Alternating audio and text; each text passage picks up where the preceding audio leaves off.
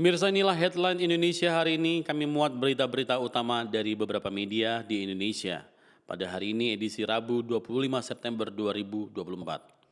Kami awali dari Pati, Jawa Tengah. Detik.com memberitakan adanya kecelakaan maut yang melibatkan bus dan 2 truk di Jalan Batangan, Kabupaten Pati yang menyebabkan 6 orang tewas. Yogi yang merupakan sopir truk yang selamat dalam kecelakaan maut tersebut memberikan kesaksian. Saat ditemui, Yogi tengah membersihkan sisa-sisa puing kecelakaan, menuturkan saat itu dia sedang mengangkut muatan kertas tisu. Truk tronton yang dikendarai tertabrak bus hingga terguling di Jalan Raya Batangan, tepatnya di Desa Jembangan, Kecamatan Batangan. Akibatnya tisu yang dimuat berhamburan di pinggir jalan Pantura Pati ini. Semua korban tewas adalah penumpang bus. Beberapa warga yang melihat menuturkan laju bus seperti tidak terkendali. Warga di sekitar kecelakaan menggambarkan bahwa laju bus seperti saling balap dengan kendaraan lain. Sementara itu, Kompas.com menyoroti Fajri Anugrah, 23 tahun, pemuda asal Sumatera Barat yang ditangkap polisi terkait kasus judi online. Fajri bertugas untuk melaporkan penghasilan hariannya kepada bosnya yang berada di Kamboja. Di Reskrimsus Polda Metro Jaya, Kombes Pok Ade Safri Simanjuntak mengungkapkan laporan tersebut dilakukan Fajri melalui ponsel dan laptop. Berdasarkan hasil pemeriksaan, Fajri terungkap mengelola 3 situs judi online dengan bantuan seorang programmer. Hingga kini di Reskrimsus Polda Metro Jaya masih memburu bos dan rekan Fajri.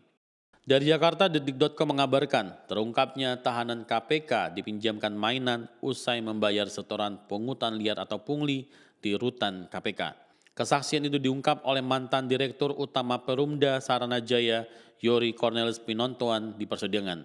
Yori yang merupakan terpidana kasus lahan di Munjul, Jakarta Timur, hadir secara virtual dari Lapas Sukamiskin.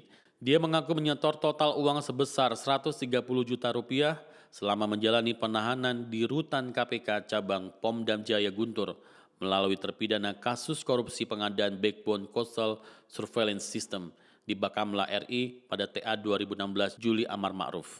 Merdeka.com merilis berita Presiden Jokowi mengungkap pekerjaan berat dan melelahkan selama 10 tahun sebagai presiden. Dia mengatakan sulitnya mengajak perusahaan pertambangan untuk membangun pabrik smelter di Indonesia.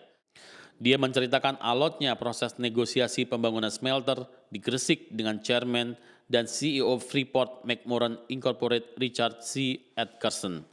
Terlebih, investasi untuk membangun smelter PT Freeport di Gresik sangat besar, yaitu mencapai 56 triliun rupiah.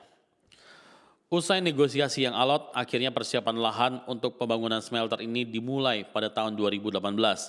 Jokowi lalu melakukan proses peletakan batu pertama atau groundbreaking smelter PT Freeport di Gresik pada tahun 2021 dan diresmikan 2024. Pabrik ini akan menghasilkan 1,7 juta ton konsentrat tembaga yang dibawa dari Papua menuju ke Gresik. Hasilnya adalah 900 ribu ton katoda tembaga, 50 ton emas, dan 210 ton perak.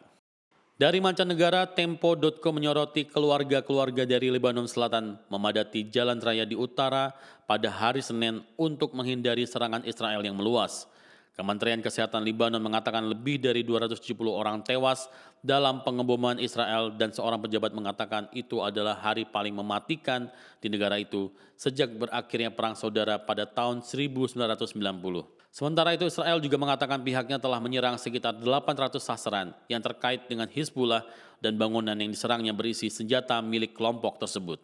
Detik.com memberitakan Malaysia dalam 2 tahun ke depan diprediksi bakal menjadi negara kaya dan maju karena pendapatan per kapita per medio tahun lalu telah mencapai sebesar 13.034 US dollar. Sementara itu Indonesia yang sudah sejak 1982 menjadi negara berpendapatan menengah masih terjebak dalam middle income trap karena sampai tahun lalu memiliki pendapatan per kapita sebesar 4.919,7 US dollar.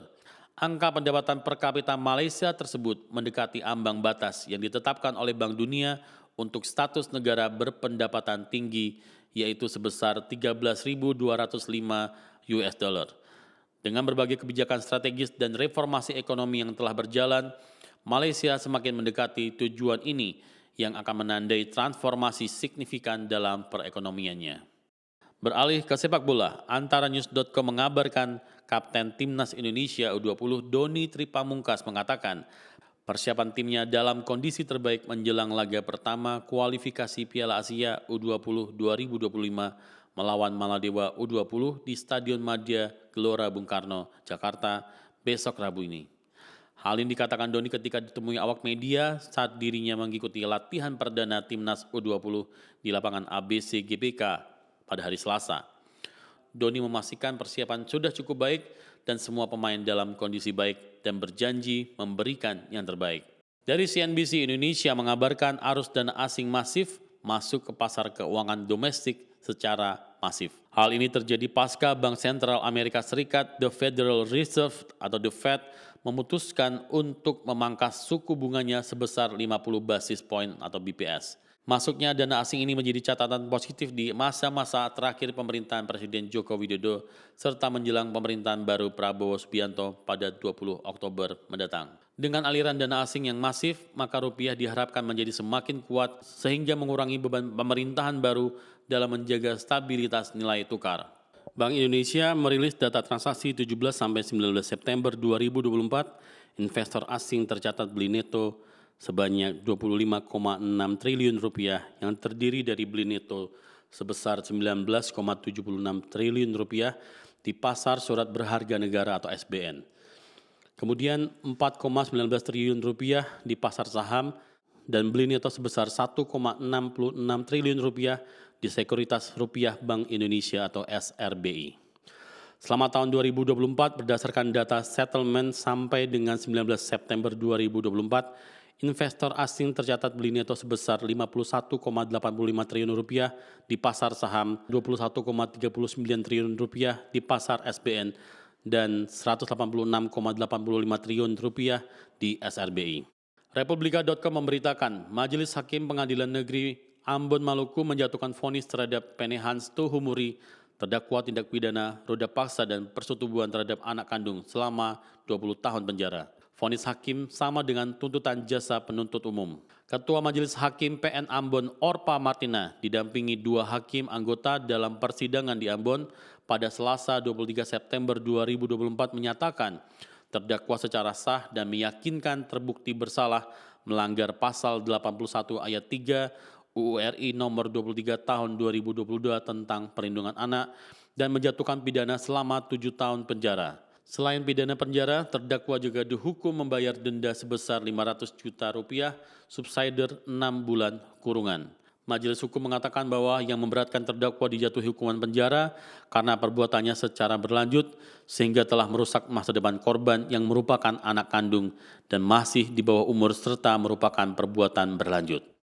Dari politik, Kompas.com mengabarkan pelantikan Prabowo Subianto dan Gibran Rakabuming Raka sebagai Presiden dan Wakil Presiden periode 2024-2029 akan dimasukkan ke ketetapan Majelis Permusyawaratan Rakyat. Hal tersebut berbeda dengan Presiden dan Wakil Presiden sebelumnya yang proses penetapan dan pelantikannya hanya dilakukan melalui keputusan Komisi Pemilihan Umum atau KPU dan berita acara pelantikan MPR.